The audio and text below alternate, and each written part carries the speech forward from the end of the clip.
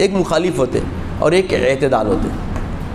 مطلب حوارین بن کے تاریخ لکھتے ہیں، مخالف بن کے تاریخ لکھتے ہیں، اور ایک درمیانی، نہ ادھر جاتے نہ ادھر جاتے، بہت احتیاط کے ساتھ لکھتے ہیں. تو ہر قسم کی تاریخ اٹھا کے دیکھ لیجئے، ہر ایک میں یہ روایت نقل کی گئی ہے کہ اس نے چھڑی لگا کے لب مبارک سے کیا بولا.